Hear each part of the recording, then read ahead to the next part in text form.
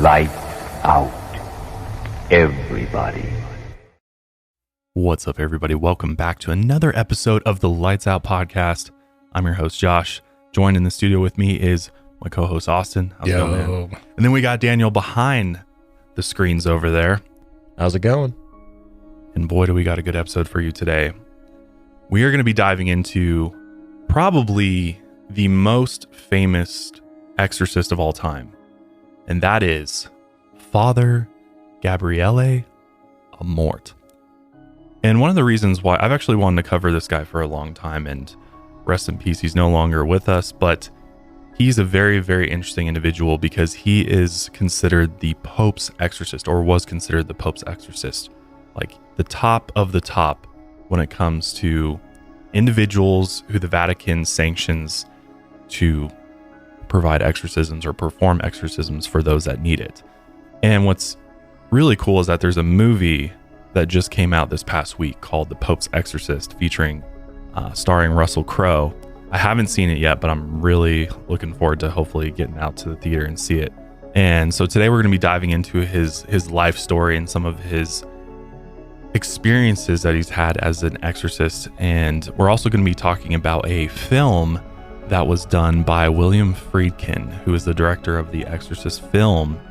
And he actually went, because one of the things about Father Gabriele Amorth is that nothing was ever done on video. He's very private about, they keep this stuff very hush when it comes to exorcisms.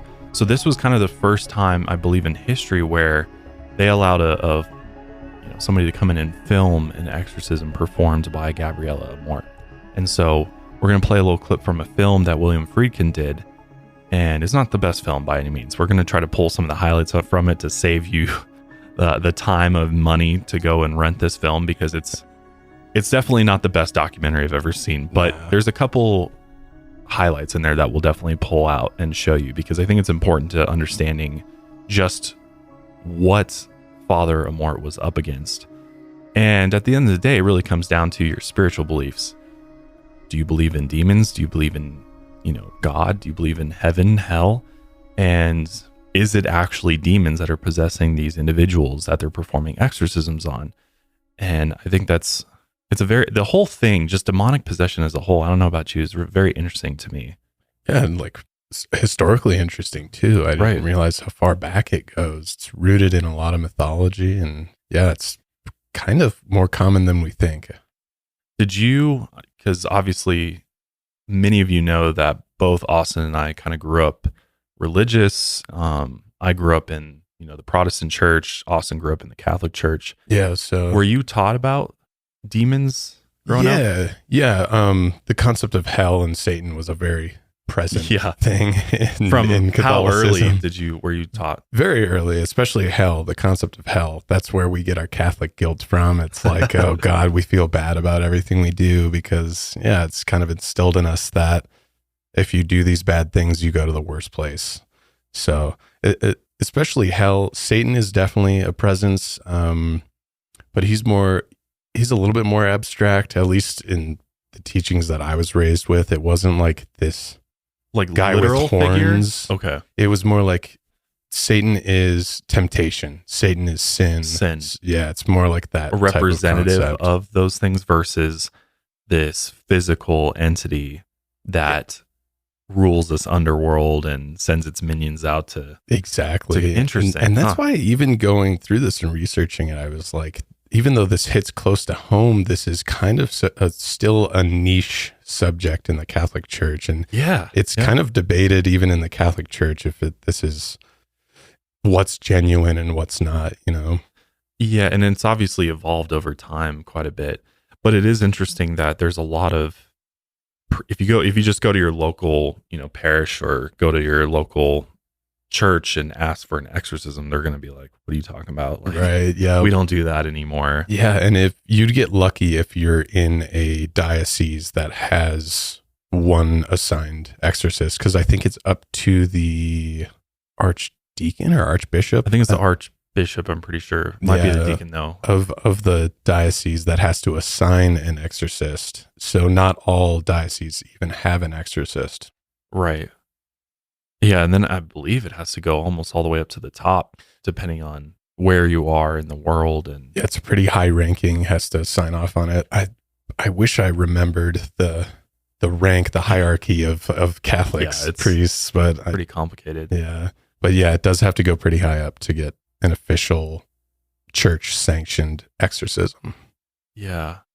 Wow, that's crazy. So, like, for me personally, the concept of hell and demonic forces has been pretty prevalent throughout my life. And even now, like, I'm not a practicing religious person by any means. I don't even consider myself religious.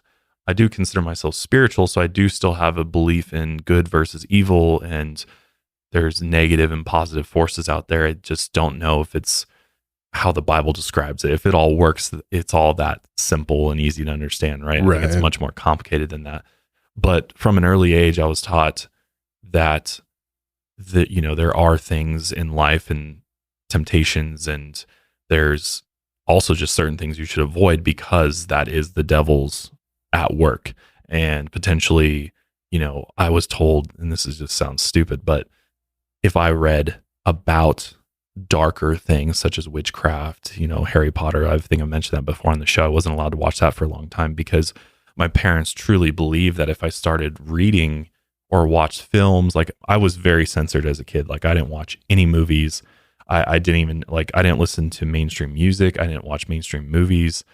And so the reason for this was because my parents truly believed that if I filled my head with these things, like if I started learning about witchcraft, that maybe, if I started thinking on that too much or believing in it too much, that it was real, that it would open my soul up for demonic forces to enter.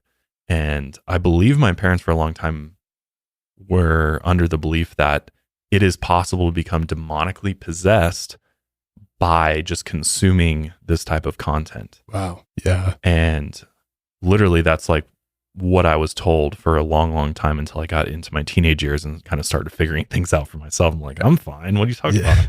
That's not that far off from Catholicism. I guess in Catholicism, they don't scare you by saying that you're open to possession, that these demons are going to invade your body. Their fear tactic is hell. So It's actually not too different, but one instance it's, you're being invaded by demons. The other one is you're sent to where the demons hang out, right? Yeah, so right. It's not that far off.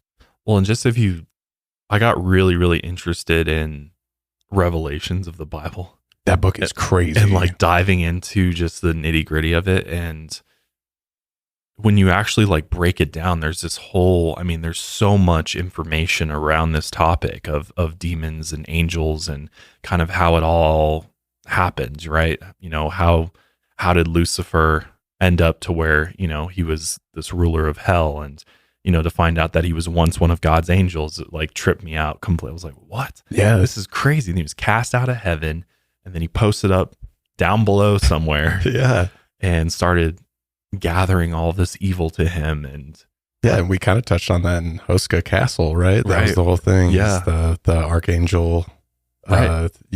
cast his legions and Satan out of hell. And and I guess they're somewhere in the Czech Republic trying to leak out, right? Yeah, I guess if you dig deep enough, you'll run into them eventually. But I just wanted to provide some context overall around demonic possession, the belief systems behind it. And so this topic in general is very interesting to me. And when I watch those that are, say that they're possessed, part of me wants to believe that may be the case, but then more of my rational side comes in, and the logical side is like, is that what's really going on? And then you kind of dive into it scientifically and look at it, and you start realizing that because you have all, you're predisposed to all this religious material. Because that's the thing, right? Is like, how many non-religious people are seeking out an exorcist or have experienced an exorcism in their life? And I think it's like virtually none. Yep. Exactly. So it's those that believe. You have to believe in the faith for this to even be a thing. And that's what Father Amorth would say. He'd be like, you have to believe in the exorcism. You have to believe in the power of God. You have to believe that this is the devil in order for any of this to work. If you're just somebody who's a non-believer, give me an exorcist. it's not going to do anything. Right. And with that said, it's doesn't mean that those cases are frauds or made up. There's clearly something going on with a lot of the cases that they cover, whether that's psychological or actually something demonic happening is the debate, right? But clearly you can see a lot of instances, and we'll cover some where, it doesn't seem like they're faking. It doesn't seem like someone's fraudulent about it. But well, that's always the hardest part, is like discerning whether or not somebody is actually having some sort of episode psychologically, or if there's something more going on. And I think what's interesting is that when you dive into it and you actually hear experts and neurosurgeons and people who study the brain, they even say there's instances where throughout their careers where they've encountered situations that made no sense to them. And maybe later on they're able to find out answers as to why somebody was doing these things. But there's still mysteries of the brain and neuroscience that we don't, I mean, think about how complex the brain is, right, and how much is going on up there. I mean, it's the same thing with consciousness. We don't even know where consciousness stems from. There's a lot of people think consciousness originates in the brain, but more and more studies are showing that it originates in the heart potentially, which is really interesting. There's a heart-mind connection there that we didn't know for many, many, many years. So I think there's still this mysticism around the brain and consciousness and spirituality where we haven't quite connected all the dots. And so I think there is still room to leave yourself open to the possibility that perhaps there are spiritual forces around us. I think there's things that we're not able to see that are occurring all around us and are affecting this reality. And whether it's an actual demon from hell or it's an angel from heaven, I think that's up for debate. But I do believe that there is these forces at work in some capacity. And at least that's kind of what I've deduced from my life, is that's kind of what's going on. It's this unseen. There's this unseen world. I mean, when you think about paranormal activity as a whole, so much of it's unexplainable, even to science. And so that I tend to believe in this other dimension that's around us, where things are happening that are kind of bleeding over into our reality here and affecting us. But in what capacity and what's behind that is the mystery. Yeah, so definitely. So this is going to be a very, very interesting episode with probably a lot of information you've never heard of before. So let's go ahead and dive into Father Gabriele Amorth. When Gabriele was 18, he was drafted into World War II. The Pope arrived to welcome the crowd of 10,000, and a moment later, the shots rang out. Gabriele was later awarded the War Cross for military valor. There are biblical references to fiery serpents whose venom burns on contact. Father Amorth commanded Lucifer to leave, and at this point the man began to levitate 3 feet into the air. Then the room became freezing cold, and ice crystals formed on the windows and walls. And this would be his role for more than 3 decades. Chief Exorcist. 500,000 Italians see an exorcist every year. And yes, Satan is in the Vatican.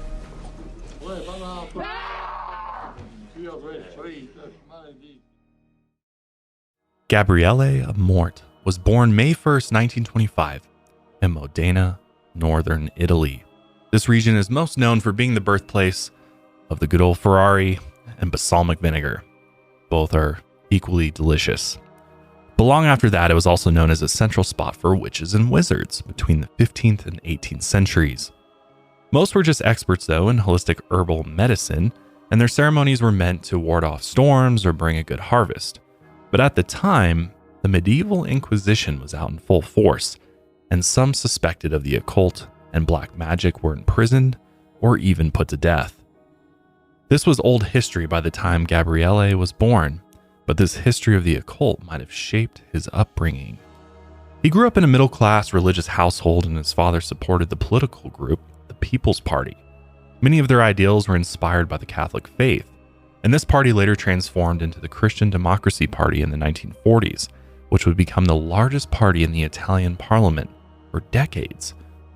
When Gabriele was 18, he was drafted into World War II. At first, he fought under the fascist regime of Mussolini, but when German Nazis began turning Italy into a puppet state, he joined an anti-fascist resistance unit.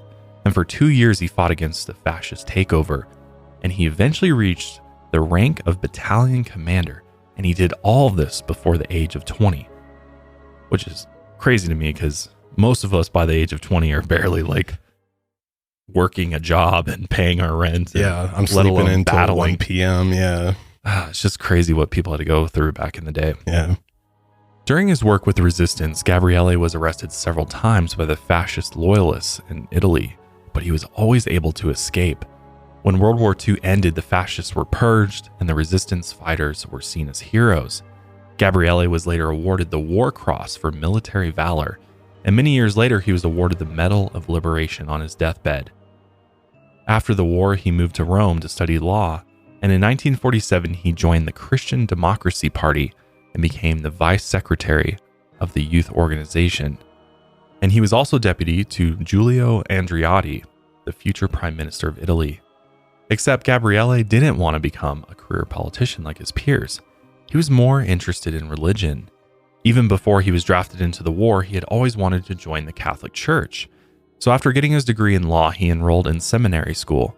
And in 1954, when he was 29 years old, he got a degree in theology and was ordained as a Catholic priest. During his first few years in the priesthood, Gabriele had regular duties in the church. At the time, there were only a few church-sanctioned exorcists in Italy, and exorcisms were becoming rare as time went on. The church had seen centuries of abuse and false claims of exorcisms, so the practice became more controversial. During his studies, he dove into divine miracles and the supernatural, and one of the subjects he was dedicated to was the Virgin Mary, and he was obsessed with Marian apparitions. A Marian apparition is a supernatural appearance of the Blessed Virgin Mary, or basically, in other words, this is just a Catholic ghost sighting, essentially. Some Catholics believe that Mary appears on earth with some sort of message. That's basically the only time you would see her. When Catholics see a Marian apparition, they believe she's essentially just affirming the viewer's prayers and they're being offered up to God. These appearances have been actually approved by bishops, and they have to be approved by a bishop to be an official Marian apparition. So far, 26 have been deemed authentic across the world, but these sightings are controversial among clergy members, and not every Catholic believes they're real. Interesting. So he's very much open to the supernatural and a lot of the things that were deemed controversial in the Catholic Church and wanting to explore that more. Especially early on, even, when he first became a priest, he was already interested in these things. That's interesting, because I feel like a lot of religious people don't believe in ghosts. They're like, if you ever see a ghost, it's not good. Yeah. It means something's trying to trick you into thinking that. So I bet you there's controversy with some of these Marian apparitions. Is it actually, Mary, or is it a demon disguising itself as Mary to try to trick you? Yeah, you would think hyper-religious people would be more skeptical of that, but there's 26 official sightings, I guess. Wow. In 1959, Gabriele visited a site in Fatima, Portugal, and this site was supposedly famous for miracles performed by the Virgin Mary. On May 13th, 1917, 3 peasant children in Fatima witnessed the ghost of a woman. She was a beautiful woman dressed in white. She told the children that world peace could be possible if they spread the word of God. They believed that this was the spirit of the Virgin Mary, and she visited them a few more times over the next 3 months. So when Gabriele visited in 1959, he obtained a statue of the Virgin Mary here, and he ordered it to be sent to every major Italian city. Meanwhile, he had kept in touch with his old friend he had met through the Christian Democracy Party a decade ago, Giulio Andreotti. Giulio had risen up the political ranks since the end of the war, and in 1959 he was the Minister of Defense. So Gabriele contacted him and got a military transport helicopter to haul the Virgin Mary statue through Italy. During this tour with the statue, Gabriele ended up in the convent of the famous Padre Pio, and he was known for manifesting spiritual gifts like healing, levitation, prophecy, and miracles. Supposedly, he rarely had to sleep or eat, and he loved fasting. Some say he once went 20 days only eating the Holy Eucharist and nothing else.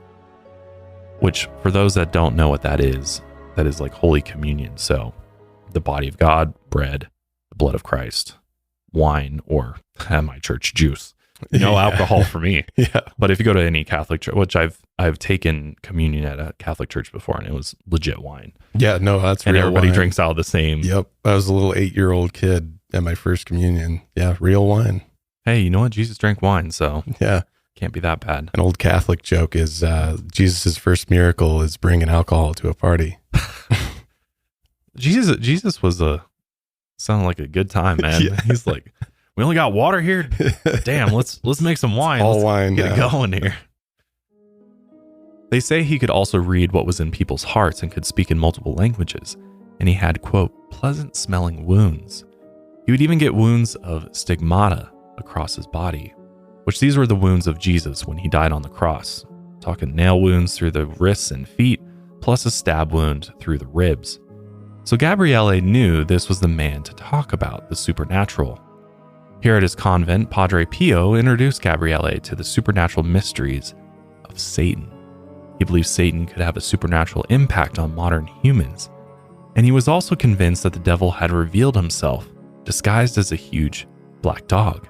Maybe that's what the black shuck is after all. He told stories of when he would be alone at night praying in his convent room, and a hellhound would burst through his door and attack him. Padre Pio claimed that these battles with the hellhound could sometimes go on all night. Gabriele believed his stories, but he had never encountered any demons for himself. Still, his interest in the devil's supernatural powers began to grow. He later met with Father Candido Amontini, the Vatican's chief exorcist, and Gabriele learned as much as he could about Candido's experience with the devil.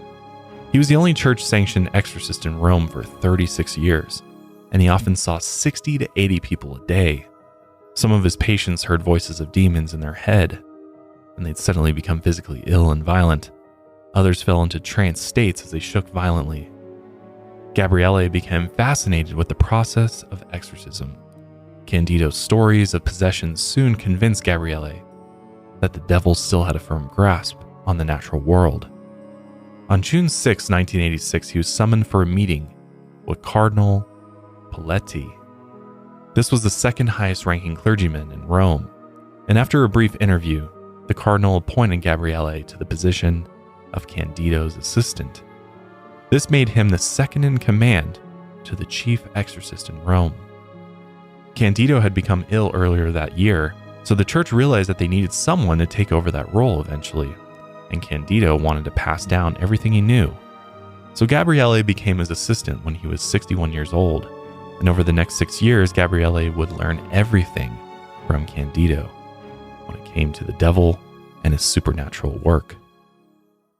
So possessions and exorcisms, they go back to the oldest civilization that began writing down and documenting history. So basically we know possessions and exorcisms have existed for as long as human history has occurred, and that might even surpass that and go back even further. But obviously we don't have any documentation. They've appeared in writings from the Near East, India, and China, and they date back to the oldest recorded history, which was roughly 5,000 to 6,000 years ago. There are many different forms depending on the religion, and there are different procedures for each kind. But for the Catholic Church in this instance, possession, expelling demons, and talking with demons are mentioned several times throughout the Bible. And the New Testament alone has 20 references to Jesus casting out spirits or demons. Right. So even in the modern Catholic faith, these are still in mythology texts that we learn about today. It's also interesting, though, that it's in other religions as well. Yeah. That in other religions, they were dealing with demonic possession, maybe just using different names and, for the procedures to exorcise demons out of people. But the fact that it's across multiple cultures, multiple religions, is a very interesting thing to me. And it's like, is it, and I mean, you could look at all the religious texts and I mean, there's so many similarities across all of them. So you wonder, it's like, is it because everybody was actually experiencing these things and this was what was actually going on? Or is it people pulling from different places and kind of claiming it as their own? But the fact that it's mentioned across multiple, periods of history, multiple civilizations, that to me is very interesting. And I think it lends some credibility to the topic as a whole. I think it's also interesting that in the Bible, not only can humans become possessed, but animals can become possessed by demons as well. Right. That's a scary thought. Yeah. Imagine a demonically possessed lion or something like that. Like, imagine encountering something like that out there. No thanks. In the wild. Yeah. My God. I mean, lions are already scary. Right. And just add demonic possession to it. Yeah. Today, the Catholic Church has strict definitions for what demonic possession is. They believe possession is when the devil, a demon, or an evil spirit take over a victim's physical control, mental state, and spiritual energies. These entities can physically affect the victims in several ways, like illness or pain. They can also force their victims to radically change their behavior. Most victims they saw were brought in by family members or friends, and in the cases they believed were honest possessions, they thought the devil or his demons had possessed the victims. But since these entities existed within God's domain, they believed they were all subject to God's will at the end of the day. And since ordained members of the church are seen as people set apart by God himself, a select few are allowed to perform exorcisms. Candido showed Gabriele the strict procedures of exorcisms. But one of the most complex parts of these exorcisms was figuring out if the victims were actually possessed. This process is called discernment. Most are brought in for rapid changes in behavior, violence, and self-harm. Some also hear voices or experience hallucinations, but the patients must also have clear physical symptoms. These include red eyes, dilated pupils, and a change in their neutral facial expressions. Some victims also see a massive increase in physical strength, sometimes to the point where they seem superhuman. Another big indicator that the patient is possessed is their reaction to prayer or just the presence of an exorcist. The patient might respond with aggression. Their voice might change, getting hoarse and deeper in pitch. Their facial expressions might tighten before they scream insults or blasphemies against God. Some might even speak in tongues, including Latin, ancient Greek, or Aramaic. When sacred objects like crucifixes or holy water appear, the victims might react with violence. Or even a picture of Jesus could set the patient off. So once Father Candido consulted with the patient, he would first refer the patients to medical professionals, as this was a crucial step for possessions. But it wasn't until 1999 when the Vatican made official guidelines for patients to be evaluated by doctors before exorcisms began. So the Catechism of the Catholic Church states in paragraph 1673, quote, "Exorcism is directed at the expulsion of demons or to the liberation from demonic possession through the spiritual authority which Jesus entrusted to his church." Quite a mouthful. Illness, especially psychological illness, is a very different matter. Treating this is the concern of medical science. Therefore, before an exorcism is performed, it is important to ascertain that one is dealing with the presence of the evil one and not an illness. So this is why we've covered, you remember Dr. Richard Gallagher, we covered him back in Lights Out episode 96. Wow. I want to go check that one out. That's an interesting one on exorcisms, but that's exactly why priests, exorcists specifically, need to reference their patients first to psychologists, to basically say, to get the all clear that this is not a psychological condition. This is something beyond that. Right. Well, which is good that they at least do that. And that's part of the guidelines. Because, I mean, if you think about it, if you did get somebody who is perhaps schizophrenic or had some sort of mental disorder that was causing severe symptoms of hallucinating and hearing voices and things like that, the last thing you'd want to do is then perform an exorcism, which would be extremely traumatic for that person and potentially make their mental disorder worse. Right. Exactly. You would think.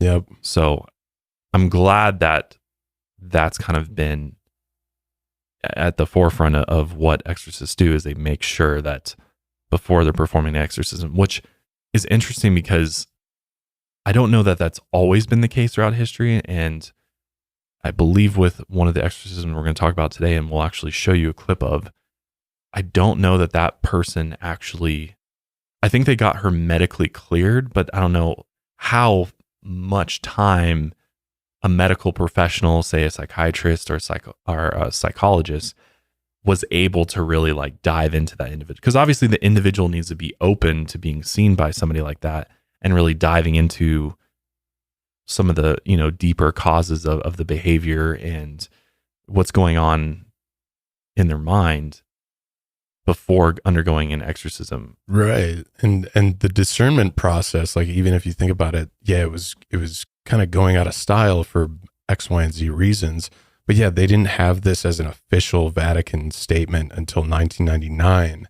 So you can imagine before then, I mean, that was during his career, right? So he was performing exorcisms at a time when that wasn't necessarily the case. Luckily, the guy teaching him was like, yes, as a formality, we always send them over to psychiatrists. But it wasn't a technical rule. That was just his strict process that he had.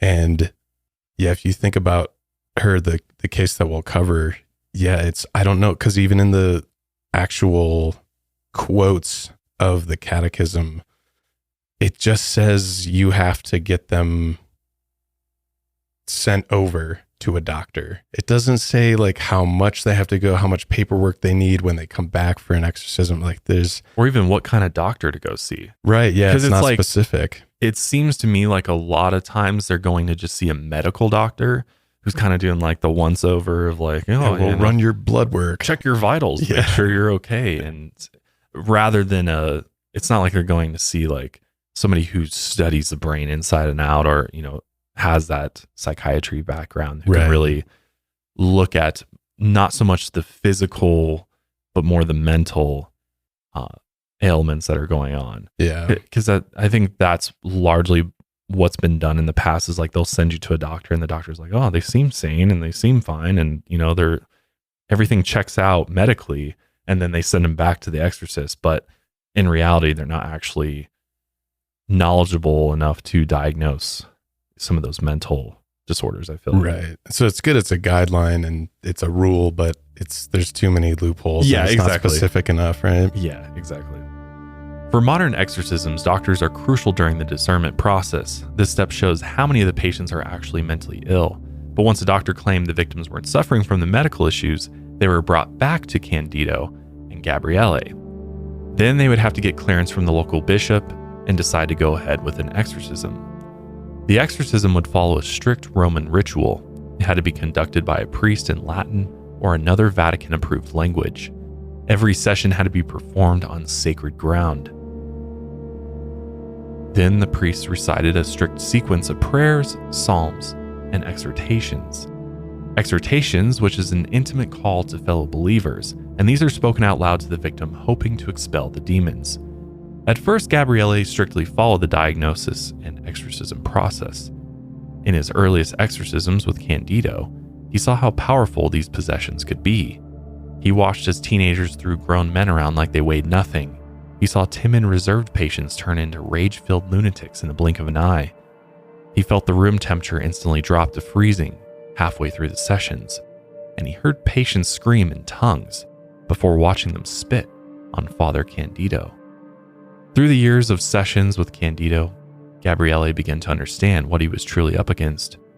He began wearing his iconic purple stole, the vestment that priests drape over their shoulders. He would also place it around the victim's shoulders during the sessions, and he always carried around a vial of holy water and a medal of Saint Benedict of Nursia. Saint Benedict was known for his miracles and for defeating the devil several times.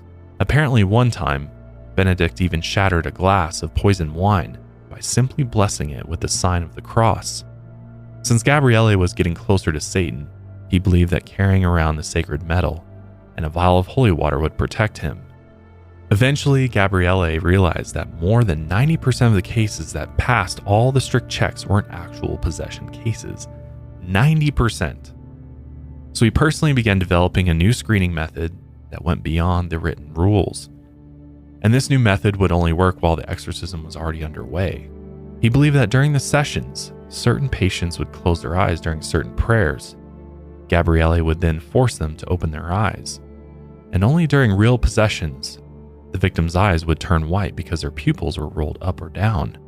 Depending on which direction they were rolled, he believed that he could tell what was possessing them. So Gabriele would use his fingers to pull back the eyelids as far as he could. If the pupils were rolled completely upwards during these prayers, he believed they were possessed by demon scorpions. If they were rolled down, they were possessed by demon serpents. I don't know where exactly he drew that from, but that was his process. And serpents are often mentioned in the Hebrew Bible and the New Testament.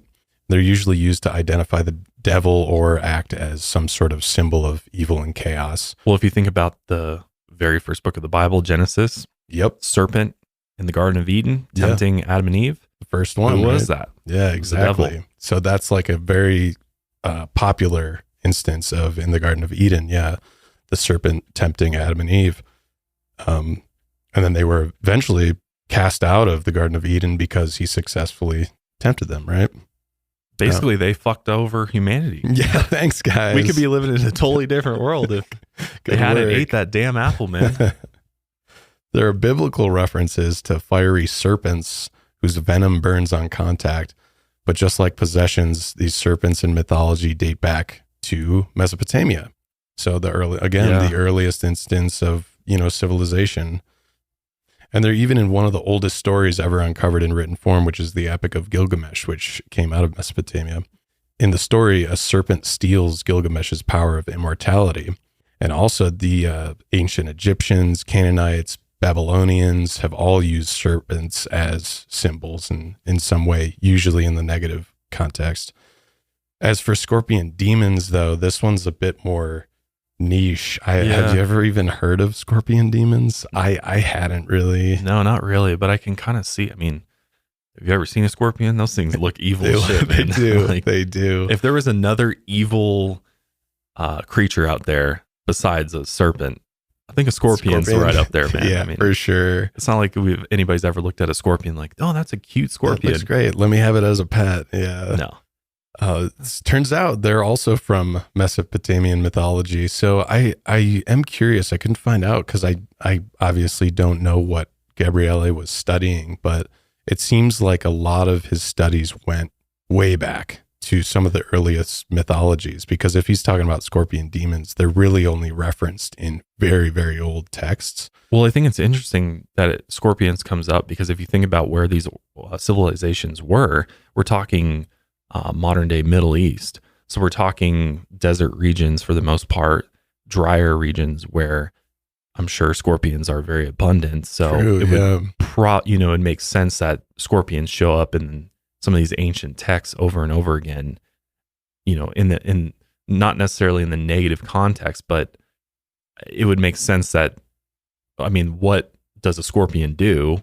It just stings you, you know what I mean? So it makes sense that they might use this type of creature as a representation of evil because there is no, positive quality when it comes to the scorpion human relationship, right? No, You don't want to step on them. You don't want them crawling around where you sleep. So I would imagine that it was always just because of the nature of the creature. the location too. And the That's a location. great point. I never even thought of that because it's like I'm from the Midwest, so we don't even have something like that. I mean, maybe a little black bear or something, but yeah, that makes a lot of sense that it's geographical too. It's a big part of it. That's what I think, at least. I mean, I could be completely wrong, but that's just kind of what I take away from that. Yeah, It's got to be from that region. Because if you look at the Bible as a whole and the history of the Bible, the regions it's talking about is modern day Middle East, absolutely right? yeah. It's not, the Bible doesn't take place in North America or anything like that. It's all this region of the world. Maybe so. the Mormon Bible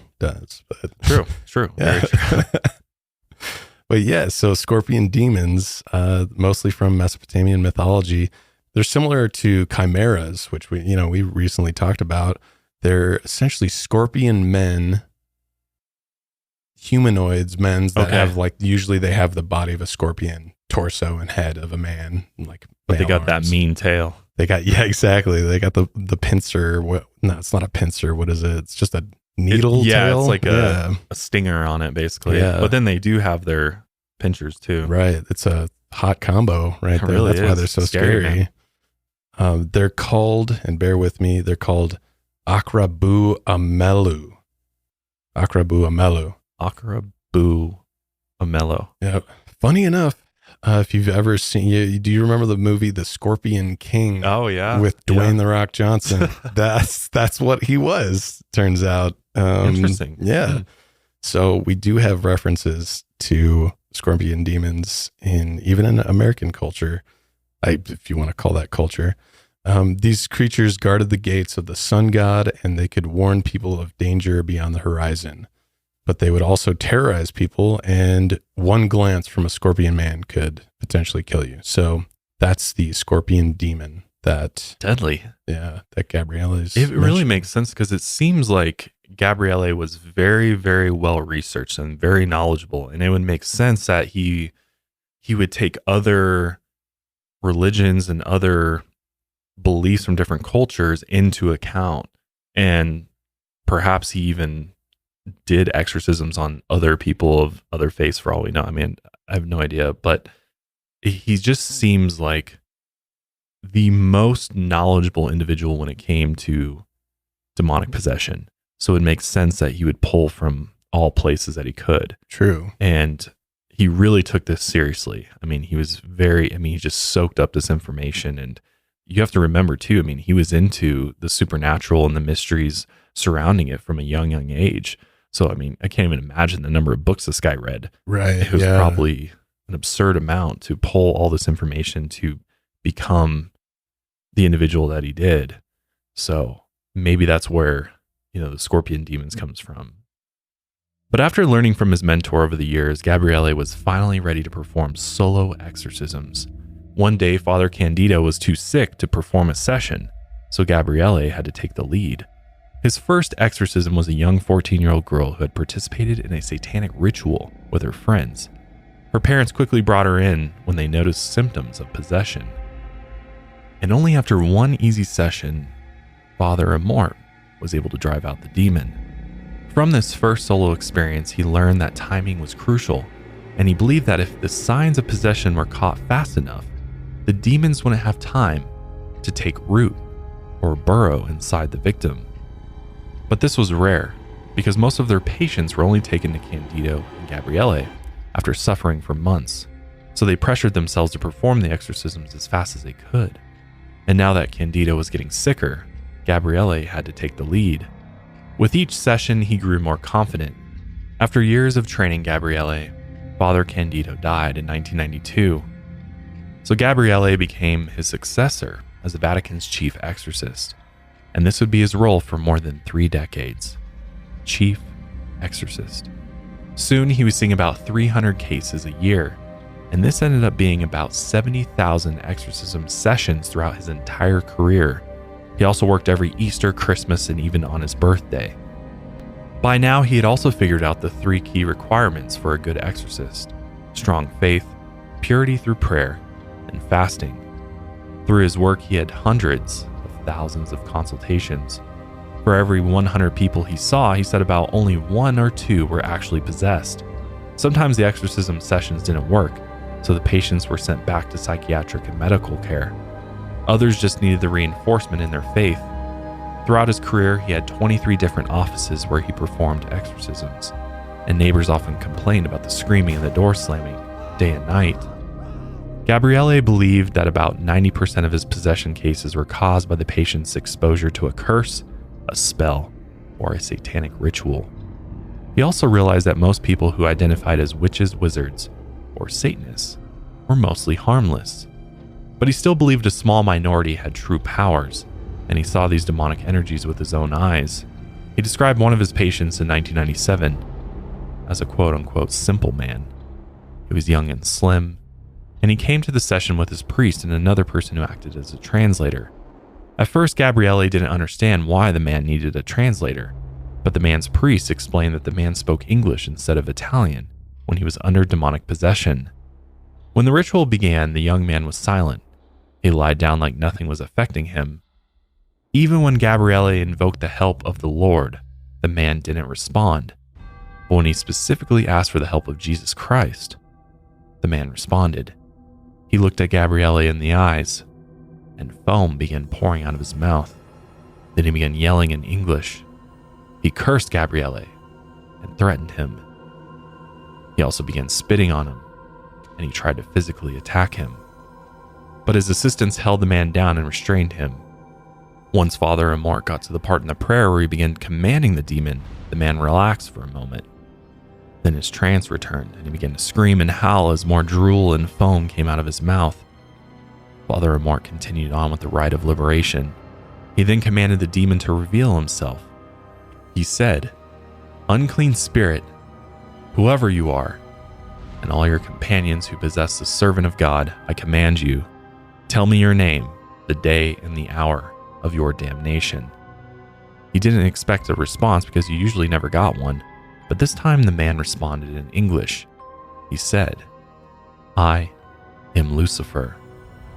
Gabriele believed that Satan was in the room with him at that moment. He continued on with the prayer, and the man continued to shriek. Eventually his eyes rolled back into his head and his back arched into the air. He stayed in this position for about 15 minutes. Then the room became freezing cold and ice crystals formed on the windows and walls.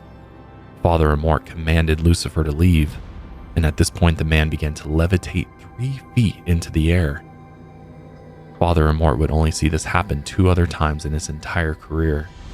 The other time was a 6-year-old boy who levitated 4 inches above the ground for 5 minutes. Gabriele believed that demons did this just to show off. The man stayed in the air for several minutes before falling back into his chair, and then the voice of Satan came out of him. The voice told Father Amorth the exact day and hour that he would leave the body of the man. After the session ended, the man returned each week, but not much had changed. But during their last session, the young man seemed very calm and reserved. He even began praying along with Father Amorth during the prayers of liberation. Father Amorth could sense that the possession was over. He then asked the man how he knew that Lucifer had left him.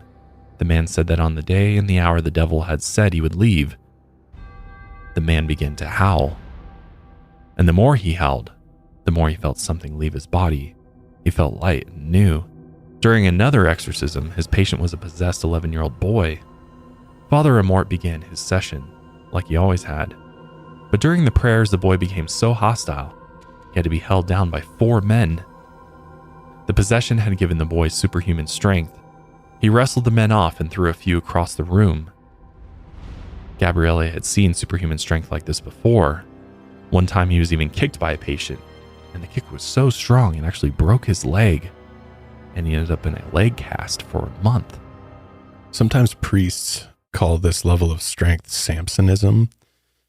It's one of the key features in possessions. And Samson, if you didn't know, was a biblical character in the book of Judges. He's also considered an Israelite version of Gilgamesh or Hercules. And obviously Hercules is known for his strength, right?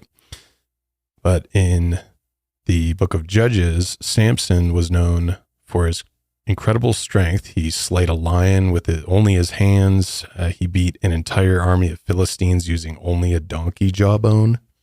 That's pretty badass. Yeah, right. Damn. But the catch was he only had his superhuman strength as long as he had his hair. Hair long. Which you probably heard the joke told time and again. When I had long hair and cut it, people are like, "Oh, Samson lost his strength." Yeah. Everyone makes that joke, right? So that's where it comes from, Book of Judges. He was later betrayed by a woman, Delilah, who was sent by the Philistines to seduce him. And in the middle of the night, she ordered a servant to cut off his hair. The Philistines then captured him, gouged out his eyes, and forced him to grind grain in a mill in Gaza. Meanwhile, he slowly grew back his hair, and one day the Philistines brought him to one of their temples. Here, Samson prayed to God, returning his strength to him. He then pulled down the massive support columns inside the temple, possibly made of like marble or something really heavy. He killed all of the Philistines inside along with himself. So This is basically how he became an iconic character from the Bible, known for his strength. And it makes sense that exorcisms use this name, this Samsonism, to reference this just crazy, incredible strength. You've actually probably heard of people draw parallels between this kind of unrealistic strength too, but we've heard it in day-to-day news stories and whatnot. People lifting cars, SUVs, and even helicopters to like save others' lives, or the mother, lifting the boulder to save her child. One lady in Quebec fought off a polar bear to save children back in 2006. What? That's crazy. Yeah. Man. Fought off a polar bear? Right. So people think that it's this fight or flight response and just a surge of adrenaline that you just get this strength that comes out of absolutely nowhere. But in religious circles, they think that this strength can sometimes come from certain trances, and like a trance being during a possession, it's common that people fall into these trances. So not actually sure, is there adrenaline pumping through them or what? Interesting. But even in Tibetan Buddhism, there's the Nichung oracle for the Dalai Lama. His oracle, the Nichung oracle, traditionally has to wear this elaborate costume for certain ceremonies. It's made of different colors, designs. It also has a big mirror on the front of polished steel. 4 flags, 3 victory banners are all attached to this big harness. They also added an iron headdress that weighed 70 to 80 pounds, and the entire costume weighed about 150 pounds. And this oracle, the oracles, they're Buddhist monks. These aren't bodybuilders. They're kind of small men. So the Dalai Lama once said that he believed the only way his oracles had the strength to walk around in these costumes were because they were in spiritual trances. And so to wrap that back around to exorcisms, it's kind of the same thing, these spiritual trances that people get into to give them this Samson accessing strength. The strength from somewhere. Yeah, exactly. So it's not totally outside the realm of reality, because we've seen people whip out strength right before. But yeah, in religious circles, it has something to do with this trance, being in a trance state.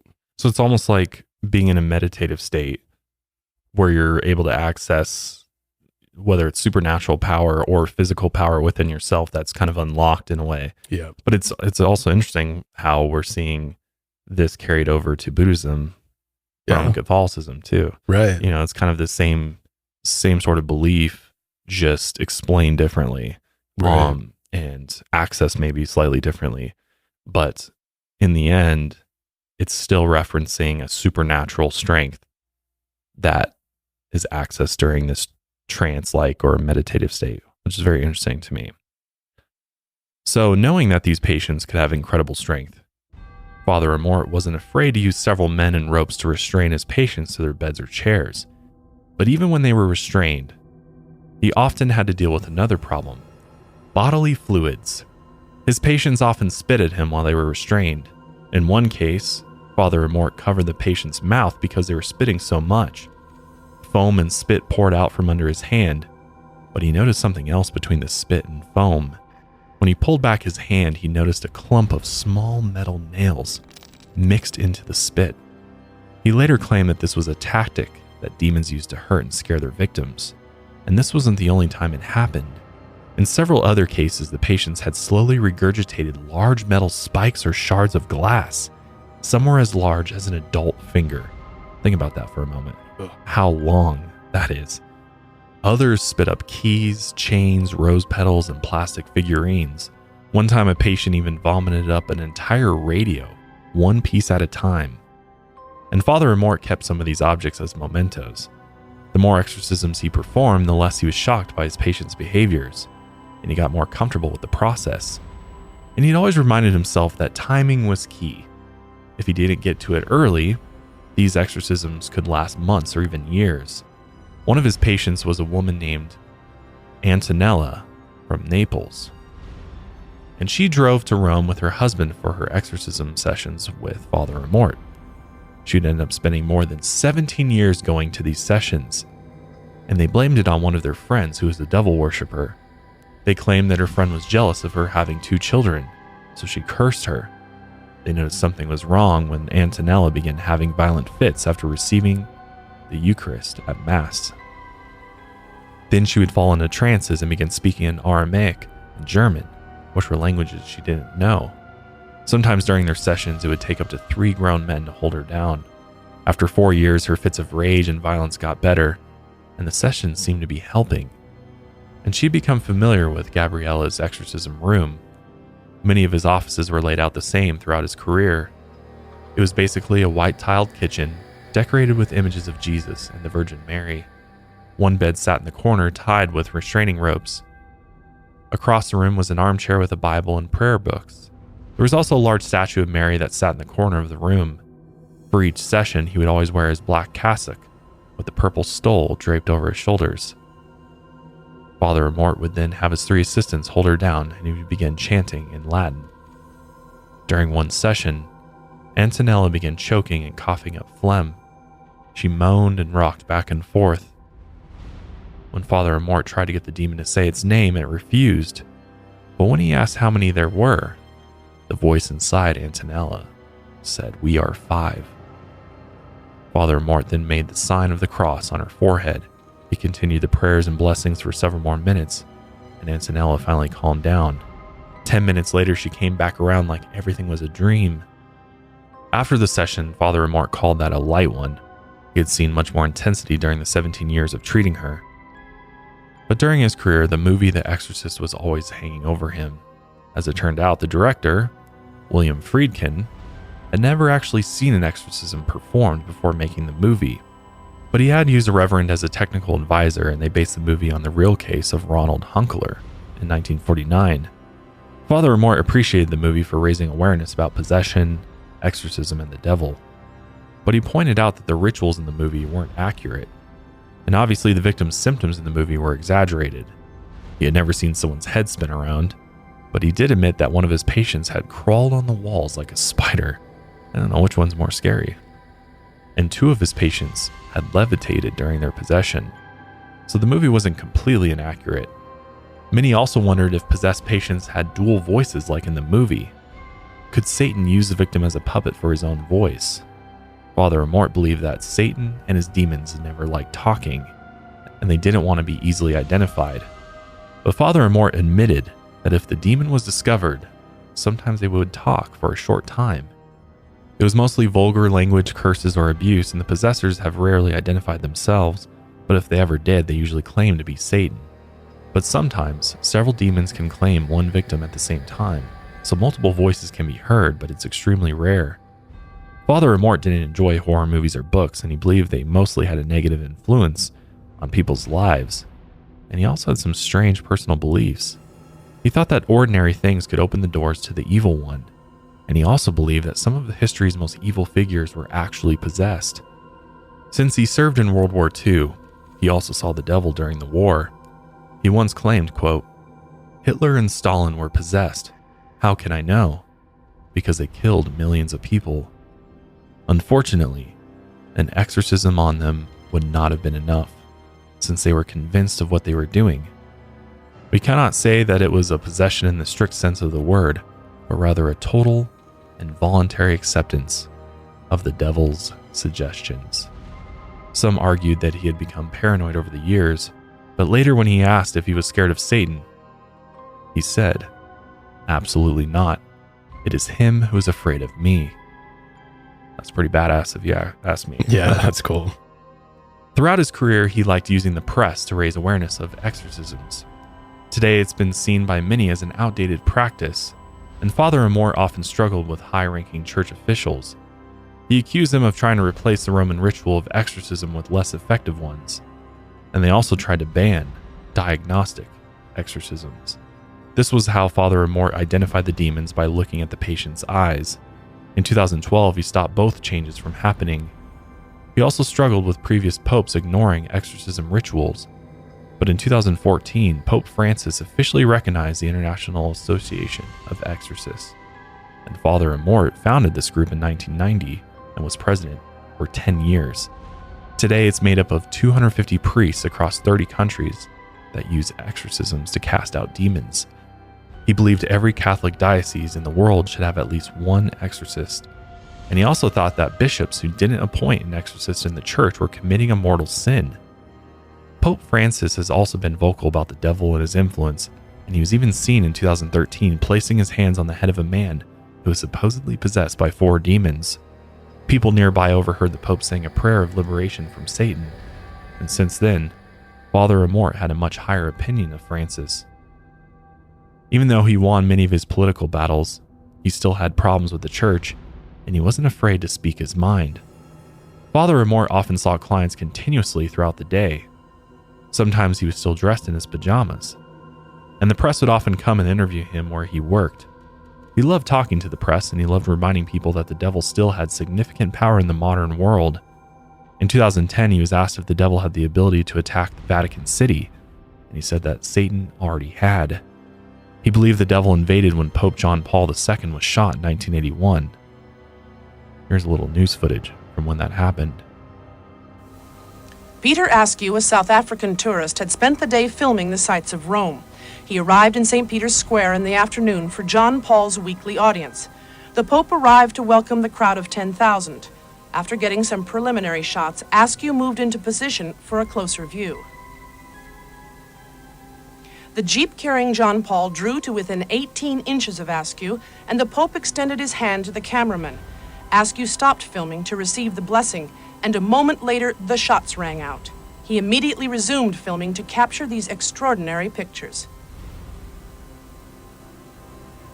Although brief, the film confirms eyewitness reports that John Paul remained amazingly calm after being wounded. Pope John Paul has said he forgives Mahat al-Aqqa, the man accused of shooting him. The young Turk remains something of a mystery. Described as a right-wing extremist by Turkish authorities, he's told Italian police he is a pro-Palestine communist comrade. There is also evidence he is linked with Muslim fanatics. A forged passport found in his hotel room explains how he was able to get into Italy, despite previous public threats against the Pope. Police are still trying to find out how he obtained the Browning semi-automatic found on him when he was arrested. Father Amorth also mentioned that Satan invaded again when a woman dragged Pope Benedict down to the ground on Christmas Eve 2009. He once said, quote, "Today Satan rules the world. The masses no longer believe in God. And yes, Satan is in the Vatican." It was impossible to prove, but he could see the devil's presence. There were cardinals who didn't believe in Jesus and bishops who were linked to Satan. He also believed the pedophilia scandal in the Catholic Church was a clear sign that the devil was at work. By the time of his 2010 interview, this had become a worldwide scandal. Here's a news clip of John Paul II being aware of the sex abuse scandal. Tonight, an explosive Vatican report revealing Pope John Paul II knew about extensive sexual abuse allegations regarding adults and minors against Theodore McCarrick, but still promoted him to Archbishop and then Cardinal.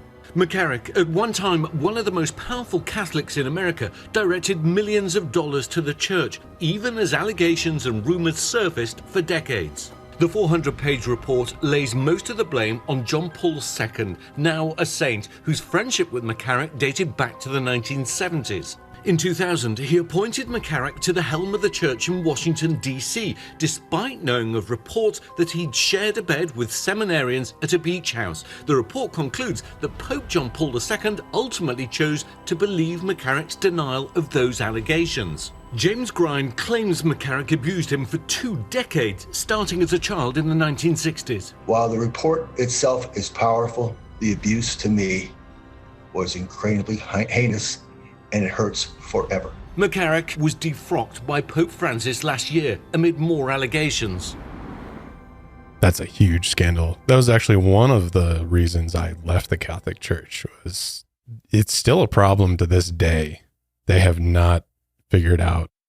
Yeah, they haven't rooted it all out, that's for sure. Yeah. It still goes on at all levels too, which is crazy. All the way up to the Vatican, but all the way down to just the Catholic Church around the corner. Yeah. Yeah, that's scary. And that's a whole other issue that maybe we can dive into one day a little bit more. But yeah, I think Father Amorth's right. The devil definitely made his way deep within the Catholic Church. Absolutely, yeah. If you're in the market for some new peepers, look no further than Warby Parker. Warby Parker offers everything you need for happier eyes: eyeglasses, sunglasses, contact lenses, and even eye exams. Plus, you can shop with them online or in stores. Glasses start at $95, including prescription lenses. What's great about Warby Parker and what makes them truly unique is the fact that they have this home try-on kit that they offer. So basically, you go on their website and you take this quiz and you get to pick out, I believe, 5 different frames, and they actually send you those frames to try on before you commit, which is really nice because then you get to actually see what you look like in them before you buy them. You don't have to deal with all the hassle of returning them and then waiting a whole bunch of time for new glasses to get made. I've owned a lot of different sunglasses from all of the major brands, and the Warby Parker sunglasses are honestly just as good, if not better quality than many of those more designer brands out there. Try Warby Parker's free home try-on program and order 5 pairs of glasses to try at home for free. There's no obligation to buy. Ships free and includes a prepaid return shipping label. Try 5 pairs of glasses at home for free at warbyparker.com/lightsout. Father Amorth believed that even the highest ranking cardinals and bishops could be tempted by Satan. It was clear that he was never afraid to go after the Vatican. In 2012, Father Amorth was 85 years old when he claimed that Emanuela Orlandi was kidnapped by a member of the Vatican police for sex parties. She disappeared on June 22nd, 1983 when she was only 15 and she was never seen again. He claimed that the girl was murdered and officials from a foreign embassy were involved. A close friend of Emanuela later said that she was molested by someone close to the Pope, who was John Paul II at the time. The case has never been solved, but the Vatican reopened the case in January 2023. Some of Gabriele's peers thought that this was ridiculous for going against the Vatican. Others thought that the Vatican needed someone like him, but he had gotten paranoid. Through his long career, he believed almost everything could be a vessel for Satan. He even believed yoga was a satanic practice because it stemmed from Eastern religions that believed in reincarnation. He believed that getting a tattoo was an involuntary satanic act, since the body is, of course, the temple of God. And maybe this is where my parents got it from, but he believed that the Harry Potter franchise encouraged kids to believe in the powers of black magic, which, again, this was a very popular view at the time for fundamentalist Christians. But in 2003, the Vatican even publicly stated that there was nothing wrong with the Harry Potter series, and Pope John Paul II approved of the books. But a small minority of Catholics agreed with Gabriele. Besides his controversial press interviews, he also stayed in the spotlight by releasing over 20 books throughout his career. In his memoirs, he explained how easily a person can end up under the control of the evil one. He said in some nightclubs, a boy or a girl goes there and smokes tobacco, then they move on to hard drugs, then to sex, and then they join a satanic group. Quite the jump there. In one chapter, he told the story of a counselor in Eastern healing who admired Elvis Presley. And Father Amorth saw this as idolatry. He believed that they were attracted to a demon that was inside of Elvis, and this opened up a doorway to the devil. In another story, he talked about an occultist mother-in-law who confirmed that black magic was real. She had placed a curse on her daughter's marriage. According to the son-in-law, the couple had months of bad luck, and sometimes the couple's bed would violently shake in the middle of the night. Was it from the demons or from getting on? Yeah. Father Amorth's countless press statements and the dozens of books he wrote eventually made him one of the most famous exorcists in human history, even if that meant his peers disagreed with him. His critics would call him a con man and a charlatan. But even some of his most critical peers also had a certain level of respect for him. They realized that Father Amorth had the courage to go where most of them feared.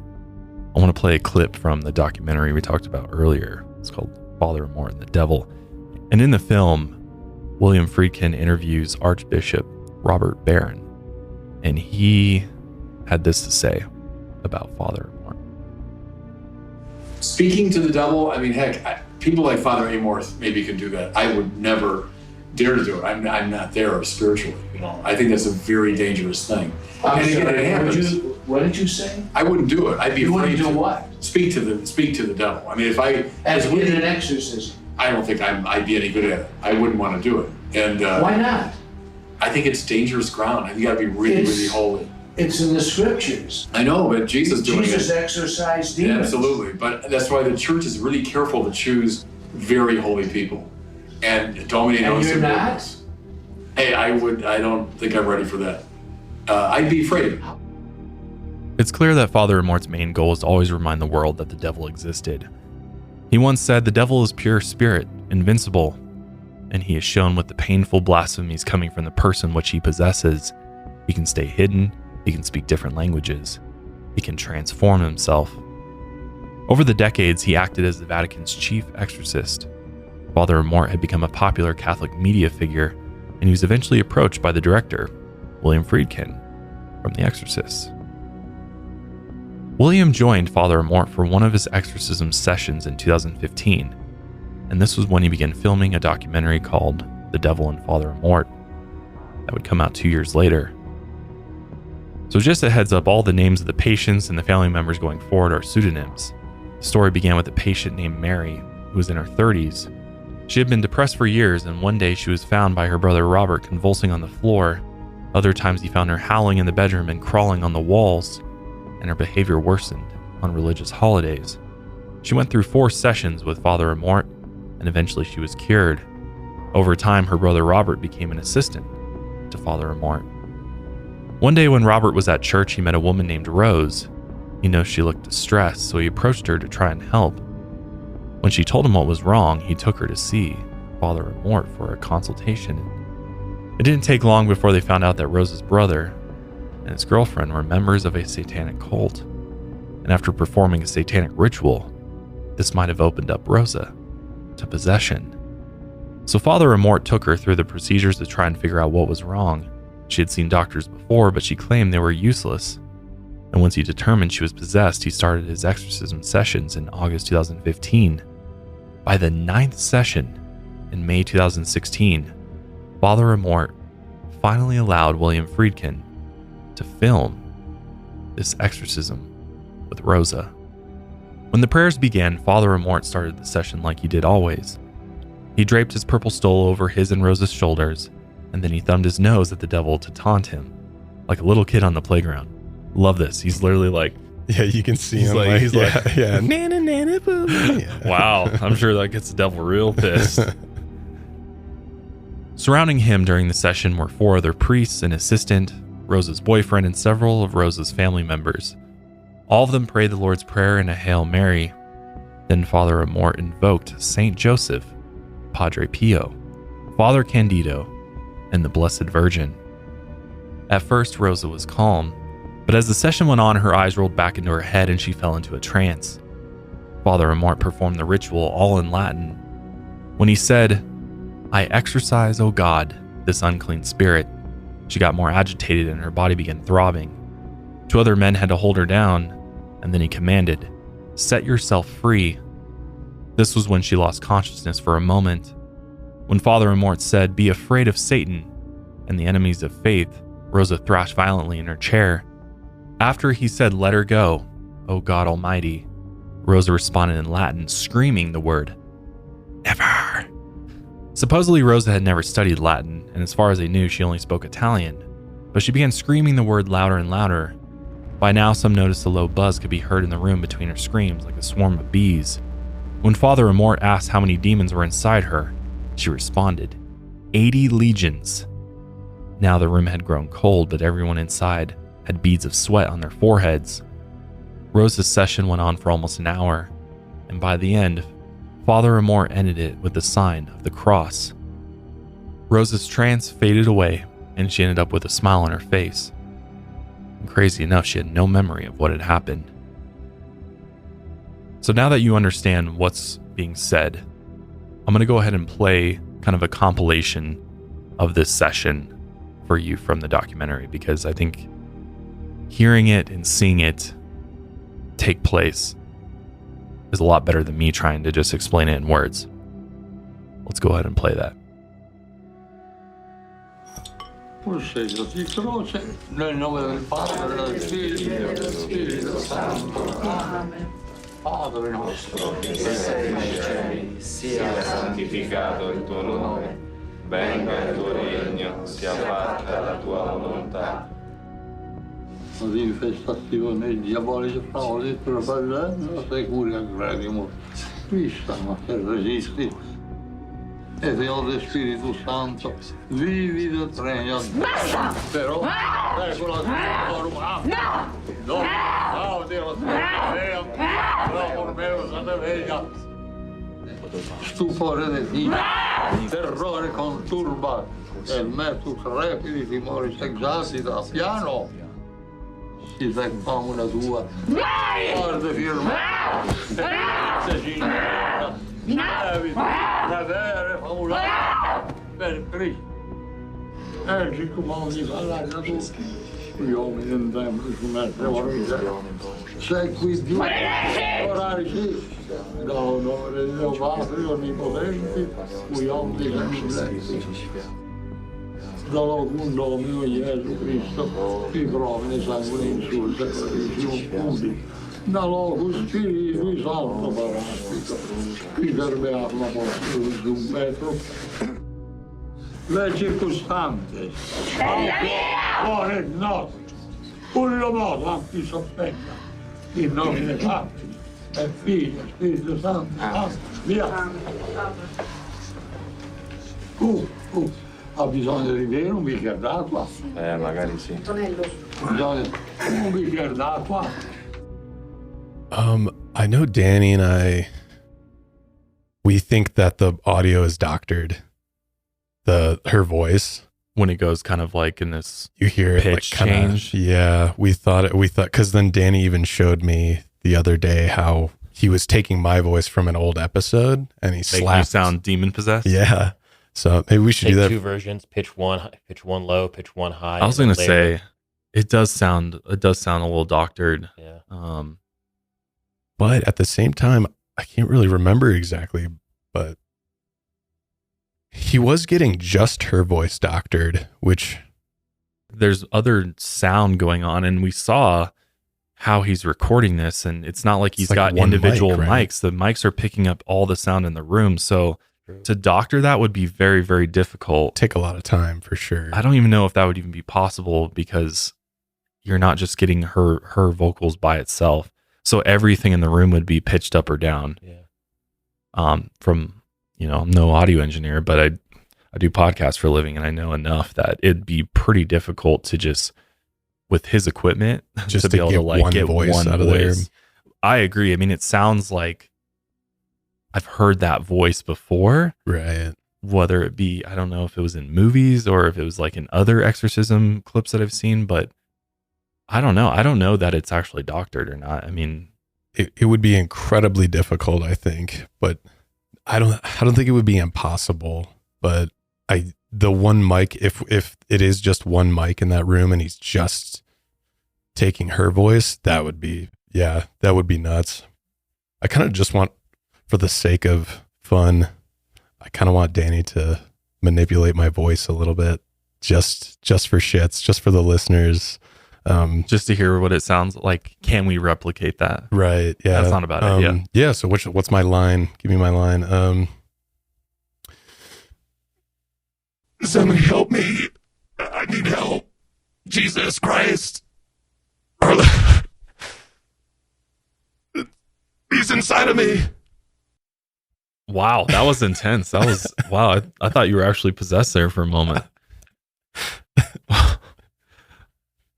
So, my God, that was good. That was really good. That was the inside of me part that got me. Inside of me. I started looking at you and thinking that your mouth was going to open and something was going to crawl out of your mouth. Like, so it could be doctored. It could not be. I don't know. Any of you out there, let us know if you're watching this right now. What do you think? I think based on what I know and his equipment, I think it'd be very difficult. But it's, like you said, it's not out of the realm of possibility. I mean, he is a Hollywood director, so I'm sure he's got access to the top of the line equipment and producers to help out with that. For sure. So it's very possible because it almost doesn't sound natural at all. It sounds very almost like an effect put on a microphone or something. Yeah. So it's possible. But with that said, I hope that doesn't undercut what's actually Yeah, happening, yeah. because I think there is something genuine happening here. Maybe they just kind of exaggerated the voice to try to make it even more, for the film to make it more stand out more. But her behavior in it is very alarming. Right. She's convulsing and her eyes are clearly rolled back in her head, and she's seemingly in the trance. Yeah. Throughout most of it. And I can imagine maybe one of the producers took a look at one of the first cuts of the movie and they're like, can we make this a little more? Because this is really the pinnacle of the movie, was this exorcism, right? So maybe it was somebody else's call. If it is even doctored, maybe it was just some producer's call to make it more interesting or something like that. So this first part goes on for quite a while, and then, she's kind of out of the trance, smiling. But then Father Amorth and one of the priests led her to a corner where they gave her a private blessing, and she suddenly began to rage and scream again. And then two men had to restrain her. One held her around the neck and the other held her legs. She again eventually returned to normal, and the mood inside the room shifted. After a few moments passed, everyone then suddenly began singing happy birthday to Father Amorth in Italian, because it was May 1st and it was his 91st birthday. So at 91 years old, this guy's out here battling the devil. I mean, doesn't get much more badass than that, honestly. He's a dedicated man. Seriously. So rather than take the day off on his birthday, he decided, I got to help this woman. And that's what he did.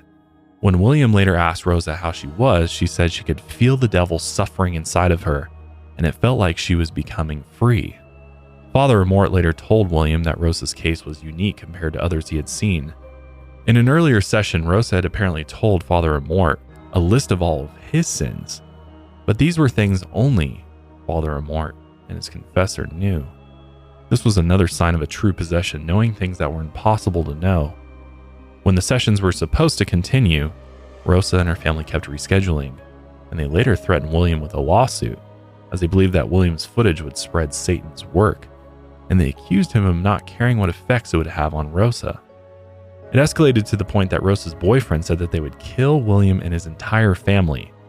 After this last meeting, the family cut off Father Amorth and William completely. Later, William showed the video footage of the exorcism to neurosurgeons and psychiatrists to get their take. Dr. Neil Martin, the chief of neurosurgery at the UCLA Medical Center, said this. But there's an amazing force. It's interesting to see that she is not separated from the environment. She's not in a catatonic state. She's responding to the priest. It didn't appear to be hallucinations. She appeared to be engaged in the process, but resisting. Another neurosurgeon, Dr. Itzhak Fried, said this. I only look at it as a behavioral phenomenon. If I were a Catholic priest, okay, or a Jewish rabbi, I may have different explanation. Can I characterize it? Maybe. Can I know how to treat it? No. So something is happening to her, it's clear. But maybe she puts into it the religious context in which she grew up. Neither of the surgeons admitted that the woman was possessed by Satan, but they both admitted that they couldn't cure her with neurosurgery. Michael B. First, a professor of clinical psychiatry, said it fit into the pattern that we call dissociative trance and possession disorder, and exorcism as a therapeutic technique could work. Another psychiatrist, Jeffrey Lieberman, director of the New York State Psychiatric Institute, said he wasn't convinced there was something supernatural going on, but it wasn't fake. He had even had a strange experience of his own. He said he never believed in ghosts or demonic possession, but one experience made him second guess his beliefs.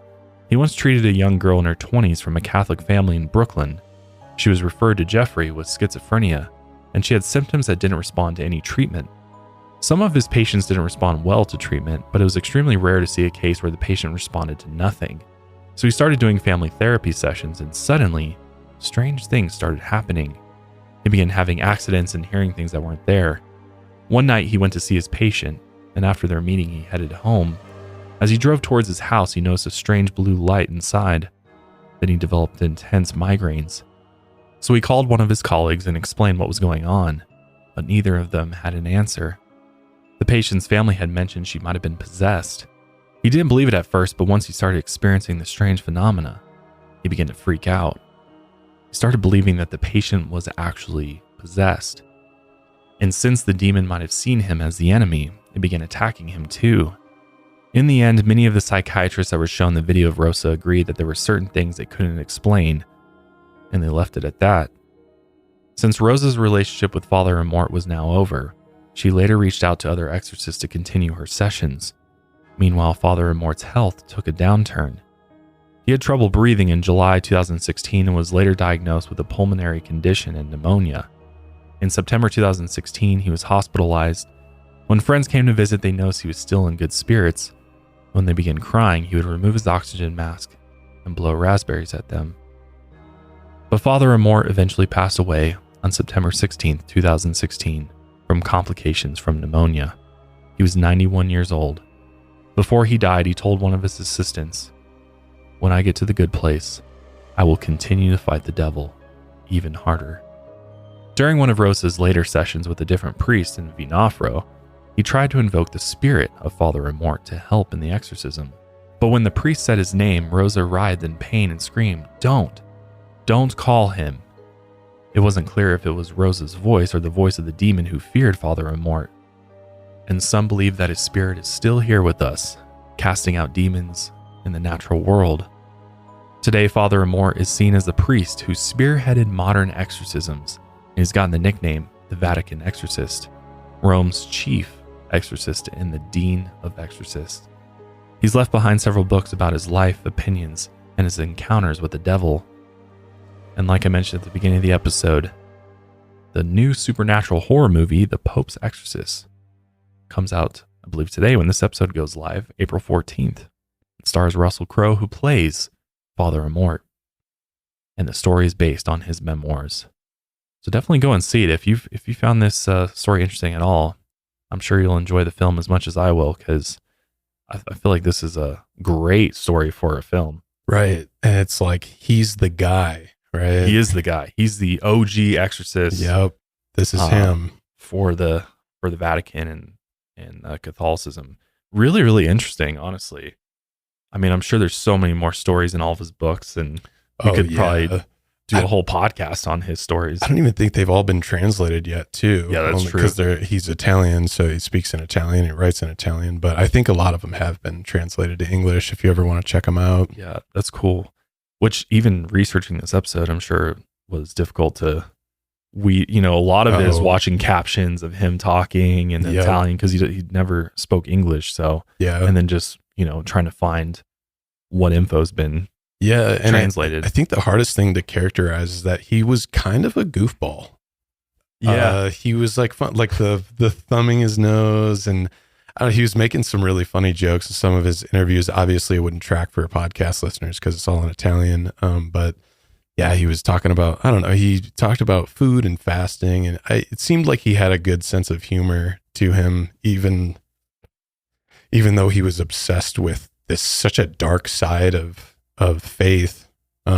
He seemed like, even at the end, he's blowing raspberries at people crying, it seemed like he's a funny guy. So, well, it seems like he really practiced what he preached. Right. Yeah. It's like, as far as I know, there was no like dirt on him by any means, like any bad experiences with him or him doing anything that was sketchy. Or I would hope that the number one guy to fight Satan was as clean as it gets, right? No, it's the devil in disguise, baby. It's actually the devil. Yeah, no, it's all of it's really interesting. And I mean, Rosa's story, especially, and actually seeing what looks like pretty compelling evidence for spiritual possession, or there's some undiagnosed situation going on there, which, we can kind of talk about that a little bit of like, what are some other scenarios here other than spiritual possession, right? Yeah. And it's kind of a bummer that we don't have a lot of exorcisms actually on camera, because they're private and whatnot. It's the same reason we don't have people's therapy sessions. HIPAA, right? And exactly. HIPAA compliance, you can't put that out there. Yeah. And I think, there are some non-church sanctioned exorcisms. I think we covered one. it was a Warren Files episode. Yeah, they did they did some church sanctioned exorcisms, but they did a lot of like low level exorcisms just on their own. Yeah. So those are out there. Yeah. What was that one? That was a crazy one. You could see his face transforming and like wounds appearing. Oh, it was, yeah. I wish I could remember his name, but that was a wild one. I don't know how convinced I am though. I don't know. People are going to hate me because I think it's just in my nature to be skeptical, especially, I don't know where that stems from. Were you skeptical from early on, like in your faith? Like, I was like, I don't know, growing up as a kid, I prayed every night before bed. Like, yeah, that was deep me. and yeah, I think just over time, I don't know, it wasn't like a sudden change where all of a sudden, it was a slow breakdown of things. And especially my teenage years, I don't know, probably kind of similar where you just start questioning things a little bit more. Yeah. Mine was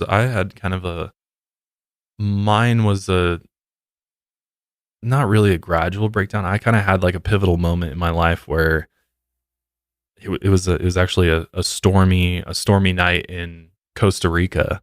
I was on a mission trip and there was and this was like when I was 17. You had to do mission trips? Oh yeah. I went on several mission trips. I went to Mexico, I went to Costa Rica, I went to Minneapolis, I went to Nashville, which a mission trip in the Christian church is a little bit different than like the Mormon church or anything like that. It's not quite as intense as that, but it is like we would go and do a bunch of community service and we'd run like a vacation Bible school for like the local neighborhood kids. And then we'd go walk around and talk to people about Jesus and,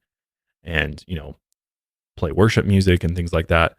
But I had like this one night that forever, I don't know, I feel like it was a sign, whether it was a sign from God or a sign from something else. I guess it wasn't God if it was leading me away from the church, but it was like a thundery night. And we were all sitting outside in this kind of courtyard during praise and worship. And then I just had this, like, I just felt like so uncomfortable there that I like got up and just kind of left the group. Everybody's like looking at me like, what's he doing? What's wrong with him? And so I walked away and I remember just going standing by the pool and just kind of looking up at the sky. And then all of a sudden just seeing lightning go across the sky. And I just had this like epiphany about everything. And I was like, I just remember being like, this is just like, this doesn't explain it for me. Like there's something more intense and powerful going on here than I even understand. And what they're saying in there and what they're telling me is actually going on just doesn't seem to add up for me. And it was like at that moment that I realized I was like, I got to go like figure this out for myself. Because for me, it was like, I was told this over my entire life. This is what it is. This is how it works. This is the process to going to heaven.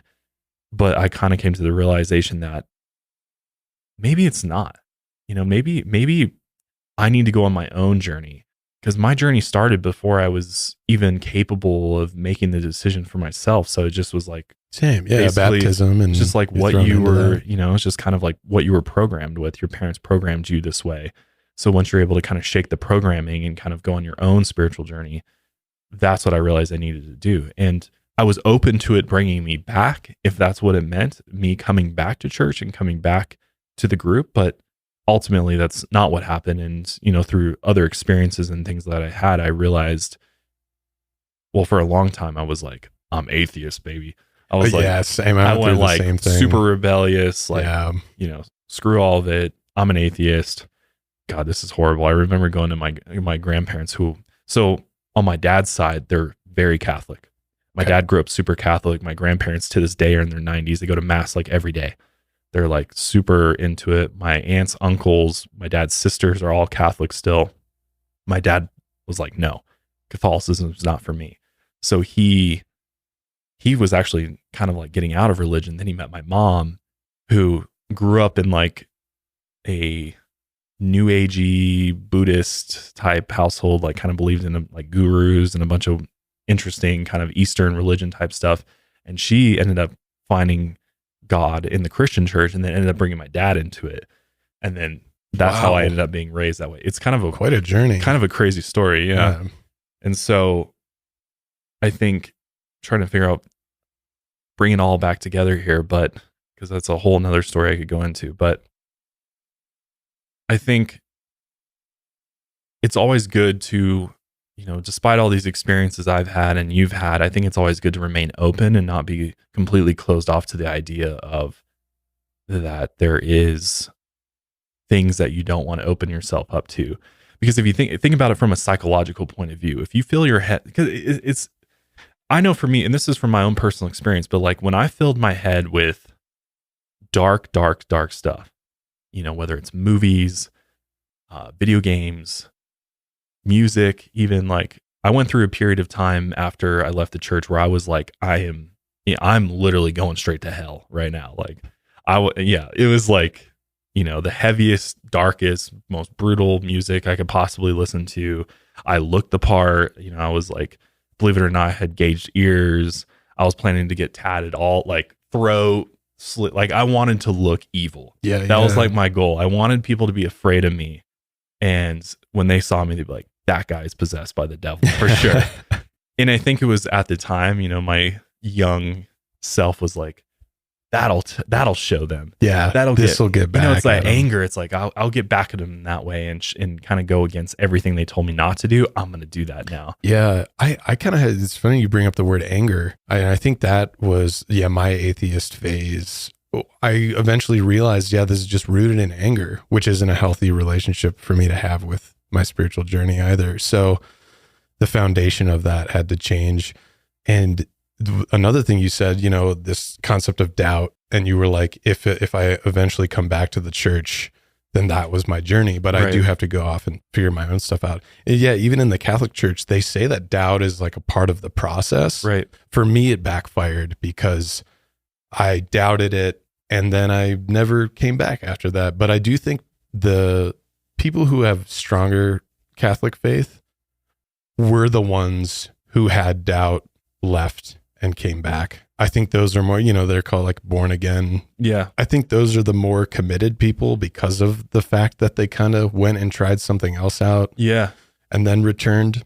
Whereas if you're baptized with, no recollection of that baptism, no choice, you reaffirm your faith through the constant ceremonies and whatnot. But I think for me, I just never returned, and that was fine, because I think people should just be able to go doubt, have their own journey. If they want to come back, they can come back, but I never did, and I'm totally fine with that. But I'm also fine with people returning. It's all right. Yeah.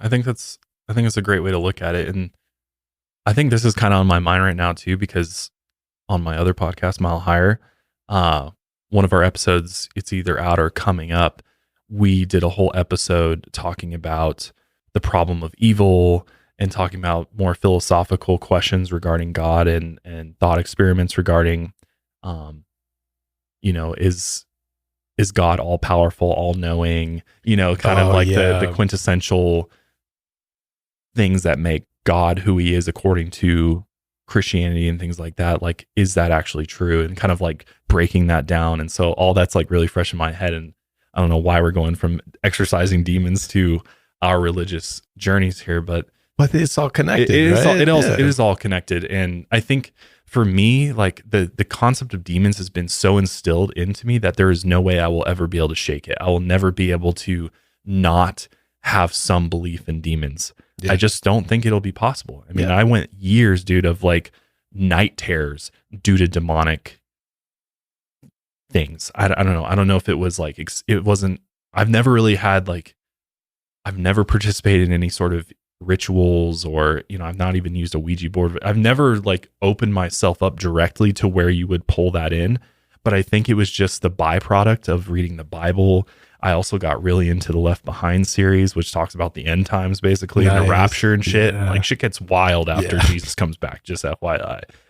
Like it gets insanely crazy. And like, I got really obsessed with the end times and like the apocalypse. And I got really, and even to this day, I love that shit. Like I still watch all that stuff. Like The Last of Us, I was like, love this. Yeah. Like, this is like, but it infiltrates into my dreams and into my fears. And for the longest time after I left religion, I would have night terrors where I would see what I believed were demonic entities. Like I would open my eyes in the middle of the night and I'd see black figures descending from my ceiling, almost like a spider coming down.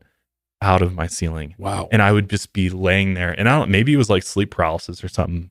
Because I did feel kind of like paralyzed and things like that, and that could be what it was. But you look at what causes sleep paralysis, and I think a lot of that is that all of that shit I've put in my head from my journey through the church and Christianity and diving into hell and God. It just like that. I mean, that's imprinted on your unconscious, right? Yeah, so that's you're just projecting that, which makes sense. So it's like out of everything in the world that scares me, like, and then this goes for movies too. Like when I love horror movies, same. The things that scare me the most are the supernatural. My girlfriend's the same way. She's the exact same way. Your girlfriend has a religious background as well. Yeah, she's Exmo, but yeah. Exmo, I love it. Yeah, and it makes sense though when you think about it. It's like, yeah, because we'll watch the goriest stuff. Like, I've watched Saw, like I've watched I mean, even worse than that, Rob Zombie movies to like Human Centipede to fucking the classics. Oh yeah, dude, all that shit. And like it definitely disturbs me. Like, don't get me wrong, I'm not like, oh yeah, this is awesome. I'm like, this is disturbing as hell. I don't know why I just watched that, but it doesn't put the same fear and doesn't make its way into my dreams and my subconscious mind, like the concept of demons or the devil. I mean, one of the movies that really fucked me up for a while was like Deliver Us from Evil. That one really fucked me up for a while. I've never seen it. Drag Me to Hell, I think, is another one. The movie Devil, that M. Night Shyamalan film. Yeah, where they're in the elevator. That's a great one. I took Kendall to that on my wife on one of my first dates with her, and she still is like, I'm fucked up from that. She's not into that at all. But anyway, I'm getting way off track. Anyways, next episode, we're going to have Kendall on the podcast. Yeah, we'll talk about Devil with her. No, I did want to get Daniel's thoughts on this, though. What's, after watching that exorcism and just, I know we haven't touched on your background and all, but what do you kind of make of all this and from your opinion? So I'm kind of the opposite of you, Josh. I wasn't raised in a very religious household. I mean, my mom was raised Catholic. My dad was raised Protestant, I believe. But sorry, no. But from a young age, I kind of just I never felt comfortable in church ever. I don't know why. I just never felt comfortable. I'll leave it at that. But watching Rosa get exercised, I'm not a neurologist. I'm not a scientist. I'm not a doctor. What? But oh, you were, bro. I know I lied on my resume. I'm sorry. But I definitely think there is something wrong with her. I do think there is some underlying condition, something like that. I don't know if it's necessarily demon possession. I was looking at some articles while you guys were talking, and I found this article by a woman named Elena Blanco Suarez, who has a PhD in neuroscience, so much more qualified than I am. And she was explaining that one disorder that could be a mirror to being possessed by a demon would be something called anti-NMDAR encephalitis, which is a neurological disease first identified by Dr. Joseph Dalmo and colleagues at the University of Pennsylvania in 2007. And it's an autoimmune disease. And some of the symptoms can be behavior issues like paranoia, hallucinations, aggression, cognition issues, memory deficits, speech disorders, loss of consciousness, sporadic movements such as arms, legs, and abnormal movements with the face or mouth, seizures, and autonomic dysfunction. Wow. And I think seizures is one of the pretty common things in exorcisms, especially when you're talking about foaming from the mouth. That's what I go to is seizures. Well, back in the day, didn't they think that people who were having seizures were possessed? Yeah, because they didn't understand what a seizure was way back then. Yeah. And I think it's kind of obvious that she isn't having just one long seizure in this, because she is, somewhat lucid. Yeah, it's weird how she's almost comes out of it manually versus like she's not like dazed or anything after it, or like, if you watch somebody coming out of a seizure, they're like, oh, kind of like they're kind of like disoriented and kind of trying to understand what just happened and look more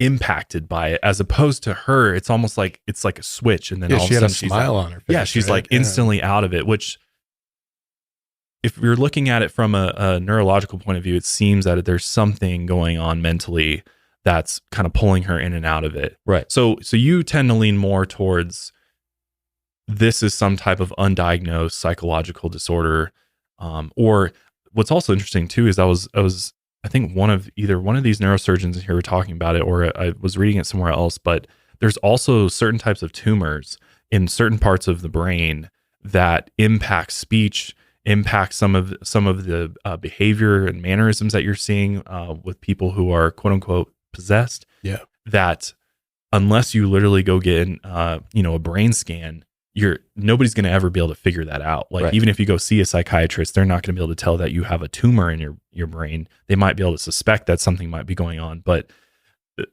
they don't know until they actually scan you. And what's interesting about Rosa is that she went through 9 sessions plus when it comes to exorcisms, and nothing worked, right? She's seeing the top exorcist in the world, and still after all of these sessions, she's not getting any better. It's almost having no effect on her. I know there was that one patient, it was like 17 years. Right. You're like, damn. And they're like, well, after the 4th year, it got better. But yeah, it's like, what's the end goal? And if after so long, nothing's really changing.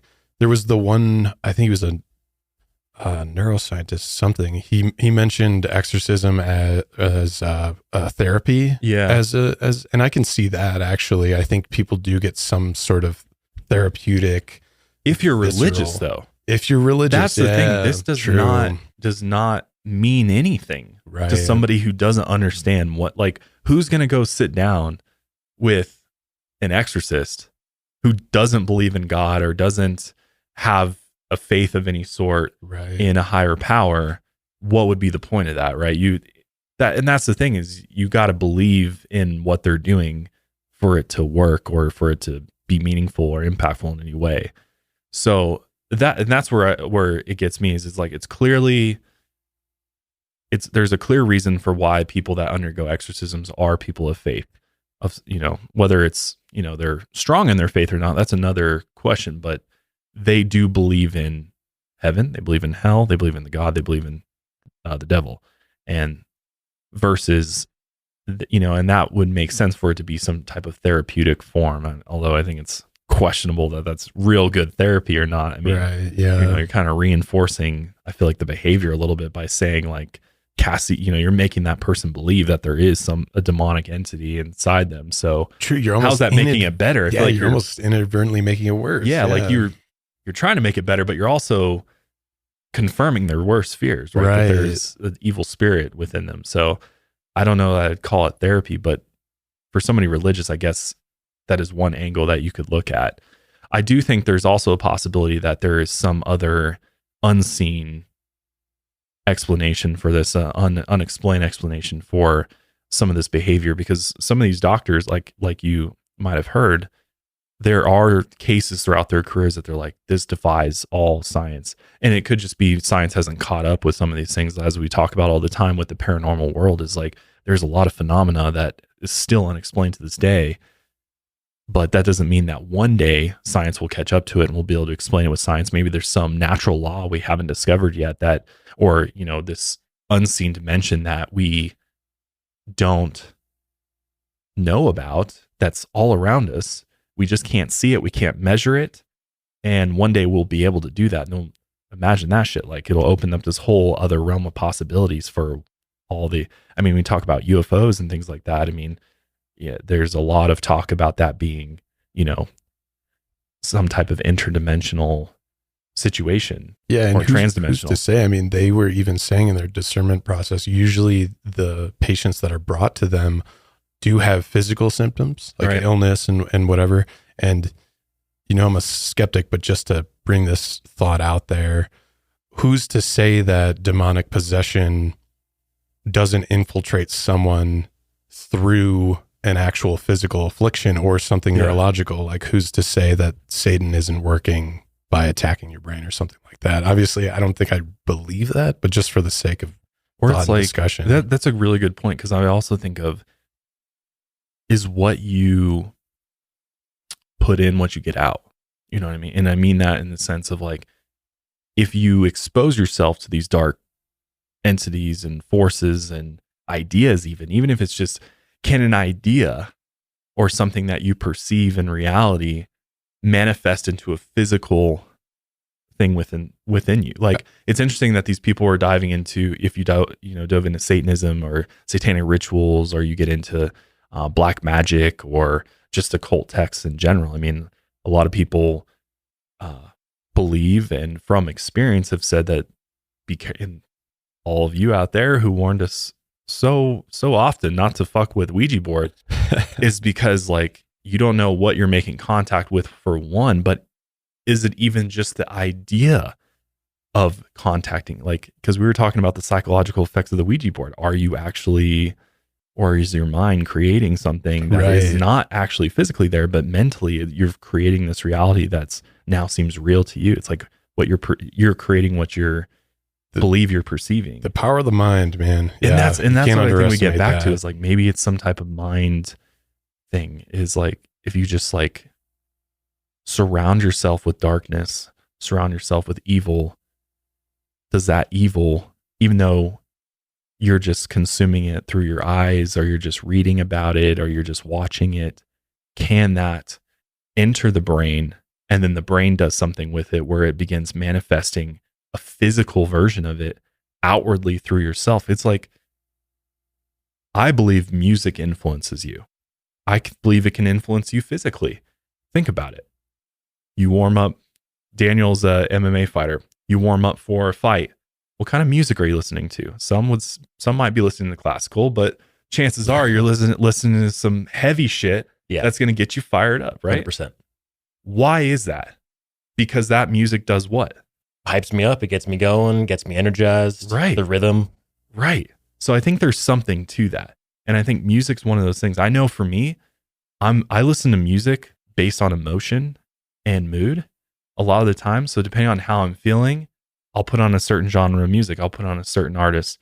And when I'm angry, it's always metal, deathcore, or, I'm listening to like really dark underground rap. And it's just about, it's all evil.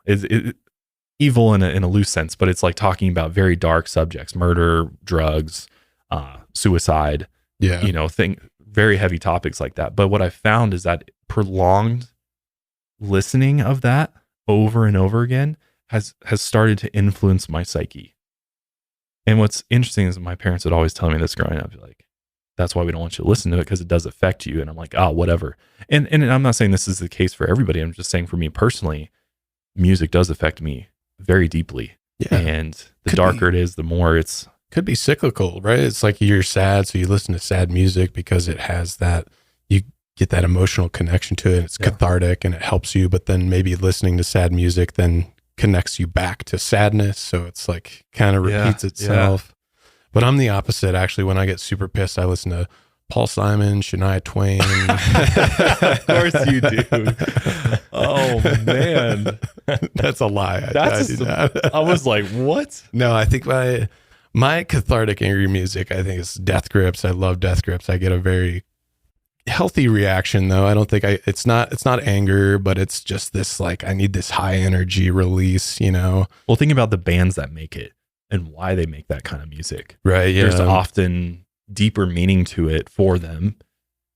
Not always, but most of the time there's a reason they play that type of music. They live that life. They're part of that scene because it's embodying more than just the music. It's them as people. And I mean, it's the same reason there's Christian artists out there. There's, religious music, and, their influence there. It's deeper than that. And I think, and that's just one example. Music, I think same could be for movies, things like that, the way that movies make you feel. And if you were to, if all I did for 7 days straight was watch movies, all these horror movies that are extremely dark, potentially dealing with Satanism or demons, things like that, I know that for me personally, by the end of that, I would be in a very dark place. I'd be feeling a certain type of way because I've done it before.